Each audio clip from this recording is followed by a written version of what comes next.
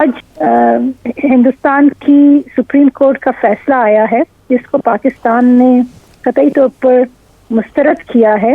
اس کی سب سے اہم وجہ یہ ہے کہ انڈین سپریم کورٹ کا اور کے پاس یہ اختیار ہی نہیں ہے کہ وہ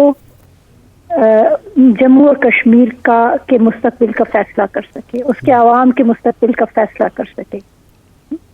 جموں اور کشمیر ایک بین الاقوامی سطح پر تسلیم شدہ تنازع ہے اور اس کا جس طرح آپ جانتے ہیں اقوام متحدہ کی سلامتی کونسل کے ایجنڈا پر موجود ہے.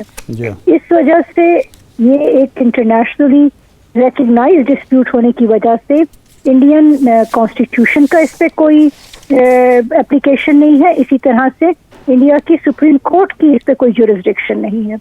تو جو بھی انہوں نے آج فیصلہ کیا اس کی نہ کوئی انٹرنیشنل لا میں جگہ ہے, نہ ہی کوئی موریلٹی اس کو ایکسیپٹ کرتی ہے, اس لیے پاکستان نے اس کو کمپلیٹلی طور پر ریجیکٹ کیا ہے. جی اچھا, اب ہمارے پاس کیا آپشن ہے, کشمیری عوام کے پاس کیا آپشن ہے؟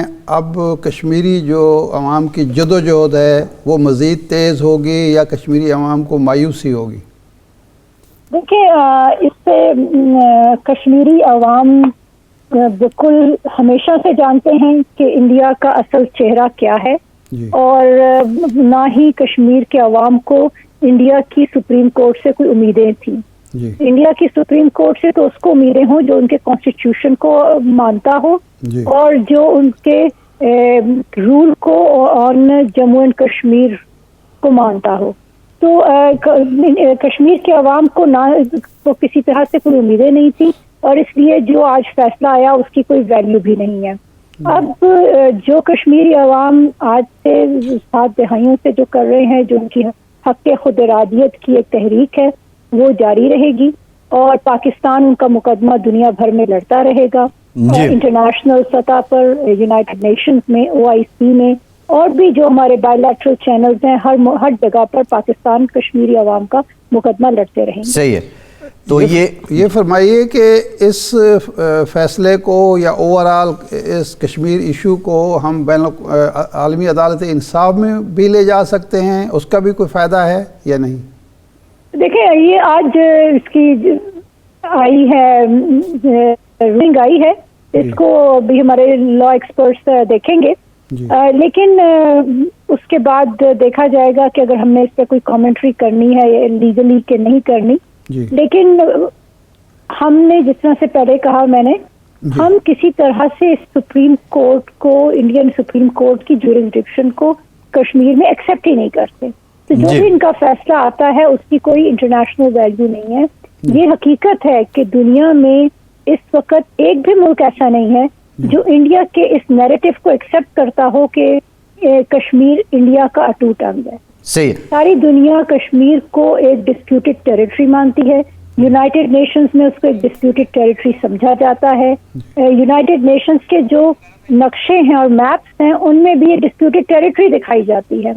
تو اس وجہ سے جو انڈیا جو بھی ڈھونگ رچا رہا ہے وہ شاید اپنے عوام کو تو بے وقوف بنا لے, لیکن نہ انٹرنیشنل کمیونٹی کی آنکھ میں دھول جھونک سکتا ہے, نہ ہی پاکستانی عوام کو اور کشمیری عوام کو بے وقوف بنا. اچھا ممتاز صاحبہ, یہ بتائیے گا کہ اب لداخ کو ایک علیحدہ سے یونٹ رکھ دیا گیا ہے, کیا جو چین کا دباؤ ہے وہ بھارت برداشت نہیں کر پایا؟ یہ کیا اسٹریٹجک ان کی پلاننگ ہے اور پھر یہ فیصلے میں بھی برقرار رکھا گیا؟ دیکھیں جی, میں اس سلسلے میں آئی تھنک آپ کو چائنیز گورنمنٹ کی اسٹیٹمنٹ آ جائے گی, وہ اب اس پر زیادہ کھل کر اپنا موقف پیش کریں گے. اور جس طرح سے میں نے کہا کہ چائنا ہو یا کوئی اور ملک ہو, کوئی بھی انڈیا کے جو غصبانہ قبضہ ہے جموں کشمیر پہ اس کو ایکسیپٹ نہیں کرتا. صحیح ہے. اچھا یہ بھی بتائیے گا کہ ابھی ہم یہ بھی دیکھ رہے ہیں کہ پاکستان کی جانب سے کشمیر معاملے پہ تو کبھی کسی قسم کا 1 انچ بھی ہم پیچھے نہیں ہٹے. حال ہی میں ہم دیکھ رہے ہیں بڑی مؤثر ملٹری پالیسی پاکستان کی طرف سے ہو رہی ہے, جو ملٹری ڈپلومیسی ہو رہی ہے, اور کتنا بڑا سپورٹ ہے اور آواز کتنی جاندار ہوئی ہے when you have support with military diplomacy. جی بالکل, دیکھیں یہ کشمیر کا جو معاملہ ہے یہ پاکستانی عوام کی اس پر ایک کنسنسس ہے. اس میں تمام ادارے ایک پیج پر ہیں, تمام پولیٹیکل پارٹیز کا ایک پوائنٹ آف ویو ہے, اور یہ تمام جنریشن نے اس پر ہمیشہ کشمیر پر اپنی آواز اٹھائی ہے.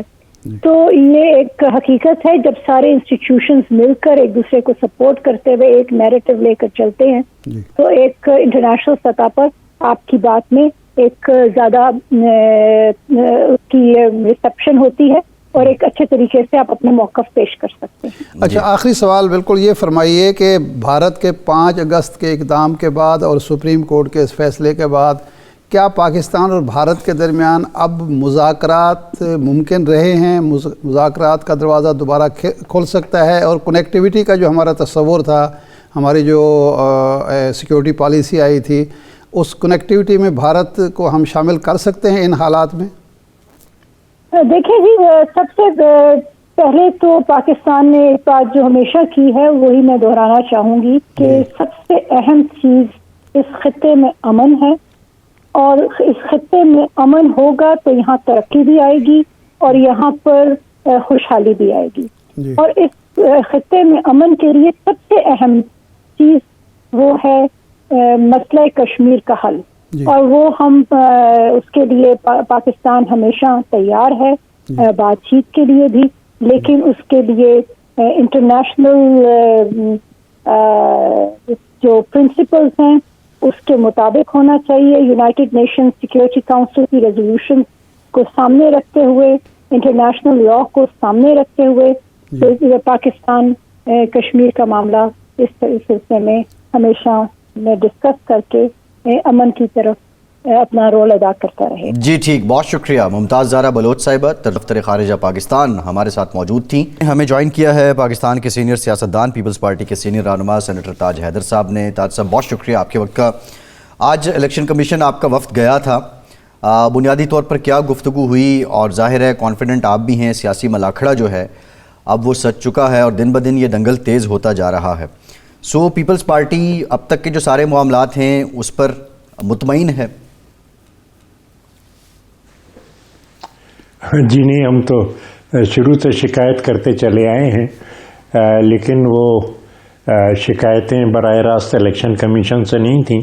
الیکشن کمیشن کے پاس تو اب مرحلہ آیا ہے جب کہ حلقہ بندیاں ہوئیں اور اس کے بعد پولنگ ہوگی اور اس کے بعد اس کی کاؤنٹنگ گنتی وغیرہ ہوگی. اور دوسرے ادارے جو کچھ کر رہے ہیں ان کے بارے میں ہم نے ضرور شکایت کی کہ جس طریقے سے پوسٹنگز اور ٹرانسفرز ہو رہے ہیں, یعنی سندھ میں ہر ایک کو ٹرانسفر کر دیا گیا ہے, اور دوسرے صوبوں کے اندر بھی بلا وجہ وہ ٹرانسفرز کیے جا رہے ہیں, پوسٹنگز کی جا رہی ہیں, نئے لوگ لائے جا رہے ہیں.